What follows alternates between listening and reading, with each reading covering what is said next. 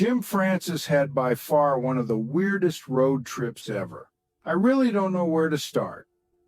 It was a hot day in the dead of summer. My son James and I had wanted to take a short road trip to Arizona. So off we went and picked up a rental and began our trip. Our trip begins in North Hollywood, Avis. The trip begins with non-stop music, blaring speakers, and conversations between my son and I. We were pretty stoked, being that we hadn't driven out to Arizona before, so we were looking forward to it. We get past Palm Springs and drive up about another 45 minutes, when suddenly I thought I had hit a rock or something. It's just after 8 p.m. The thermometer marked 115, sweltering hot. My son has this hunch that we didn't hit a rock, but the tire is actually deflating. His theory wound up being true. I pulled to the shoulder, and when it was safe to do so, I hit the emergency lights, then proceeded to get off the car. I noticed the tire was completely flat. We had a blowout halfway to Phoenix at nighttime, 115 degrees and with only half a bottle of water.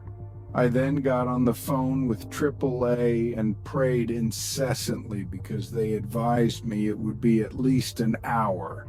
My son and I stayed in the car outside, completely pitch dark. To our surprise, it only took them half an hour.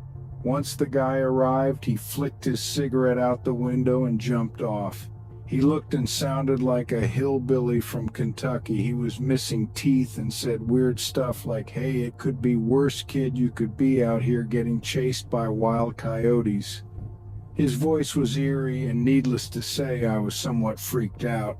He told me that what happened to my tire is actually very common because things fly out cars all the time and cut the tires. Uneven pavement and rocks all over. He said you're going to need a tire, and with the factory donut you won't get much miles on this thing.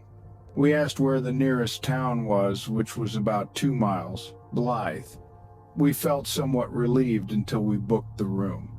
The hotel we went to didn't match the one online. I mean, the town was forsaken. My 15-year-old said all we need would be for stray dogs and cats to appear. Oh, and some tumbleweed. He hadn't finished the sentence when that exact scenario played out right before our eyes.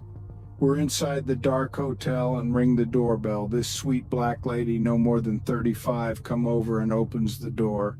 We begin telling her our crazy story, and she looks at me with a smirk and says this is the only time this city gets visited. I asked her about a room near the entrance. She told me sure, and proceeded to hand over the keys. My son and I hastily walked to the door of the room, opened the door, and found the bed had been undone. It also smelled like a carton of cigarettes. To top off the matter, no lights. The room was totally dark. We quickly went back and asked for another room and finally got one with lights. The bed sheets were stained and we found blood stains in the bathtub. We pushed the dresser toward the door and waited till dawn, then fell asleep.